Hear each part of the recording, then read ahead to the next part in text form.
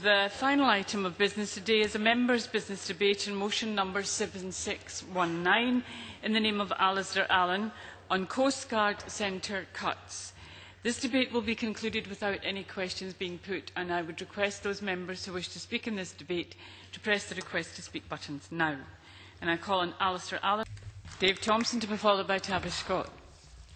Thank you, Deputy Presiding Officer. Firstly, can I congratulate Alistair Allen for securing this debate on the UK Government's devastating plans to cut the number of Coastguard stations in Scotland.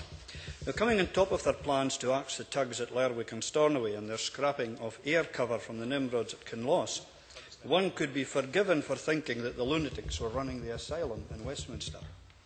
These decisions and proposals starkly highlight why decisions which affect our lives in Scotland must be made in Scotland for the benefit of the Scottish people and not be driven by distant civil servants and politicians who have so little understanding of our country.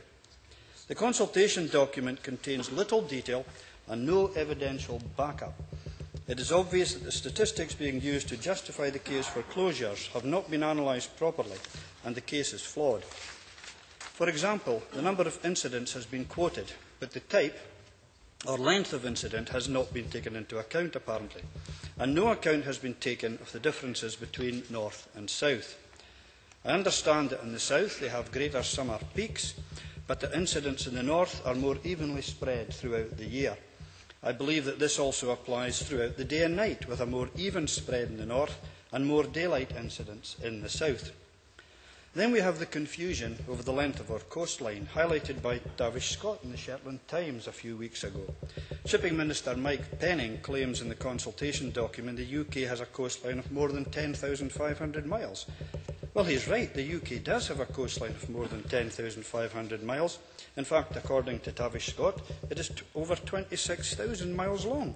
So Mr Penning is only 15,500 miles out. To be fair, Ordnance Survey puts it at just 17,820 miles, but he's still well out.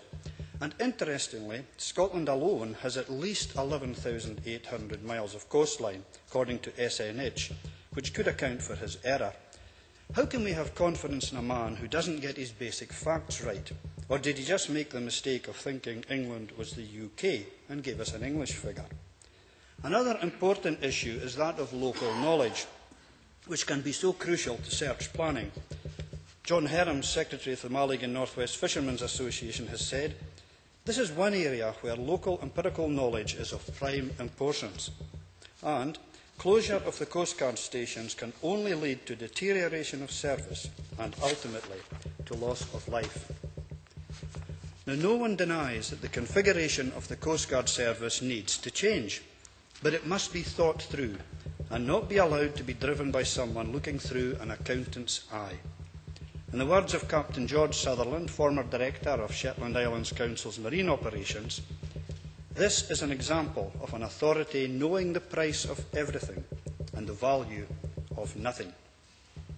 We have a massive industry afloat off the shores of Scotland, with oil, fishing, renewables, aquaculture, ferries, merchant and leisure craft, continually on the go.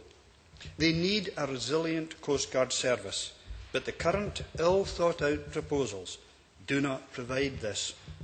Finally, we must not forget our dedicated Coastguard staff, whose jobs are on the line here. They do a fantastic job in very difficult circumstances and need to be valued. As one of them said to me this morning, they are taking humanity out of the Coastguard. Well, we cannot and will not let that happen.